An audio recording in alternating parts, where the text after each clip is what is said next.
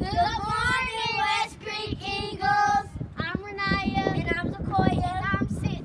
Today is February 12, 2018. Now let's cut to lunch and breakfast menu. Today for lunch we're having grilled cheese sandwich, chicken tenders, spicy chicken tenders, bento box, egg and cheese bread, mashed potatoes, baby carrot grapes, orange, pineapple frozen juice cup, peach dice cup, chocolate milk, 1% low-fat white milk.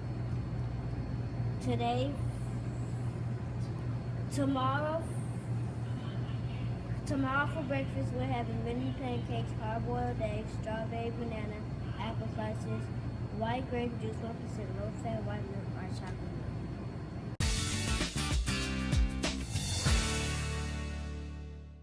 Famed author Frederick Douglass worked tirelessly as an abolitionist and an advocate for equal rights. You can't talk about the history of civil rights in this country without talking about Frederick Douglass. Long before Dr. King, the civil rights movement, here's a man who was talking about basic dignity for people in this country.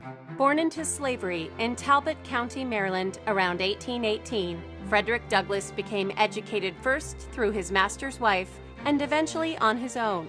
Douglass escaped slavery in 1838 by fleeing to New York and became a preacher the following year.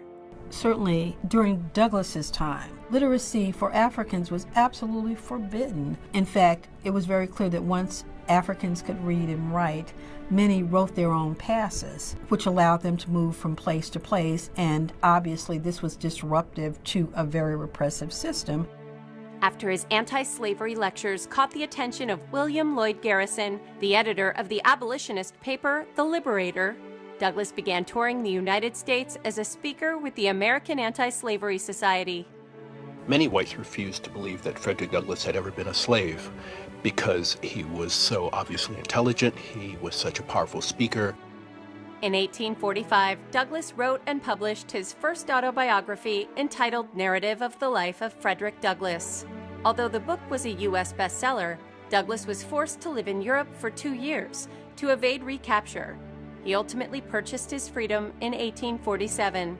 People were shocked about Frederick Douglass, an ex-slave, writing his autobiography, and it was so poignant, and it was such a bird's-eye view of what was going on the plantation. He put it in very plain language, and it was just a powerful testimony of why slavery needed to end in our country. Douglass became the only African American to attend the first Women's Rights Convention in 1848, and by 1861, Douglass was famous nationwide, advising both President Lincoln and Johnson on the welfare of African Americans. By any measure, Frederick Douglass was a real American hero. He was a public intellectual, he was a statesman, he was an activist, and his life and his political commitment were dedicated to human rights, not just to civil rights or to the end of slavery. During his lifetime, Douglass was U.S. Ambassador to the Dominican Republic, and in 1872, he became the first African American to appear on a presidential ballot when he was nominated as vice president. Frederick Douglass died on February 20th, 1895, from natural causes. Back to school, let's get it, let's get it, let's get it. I tell all my kids, go rake it up, break it down.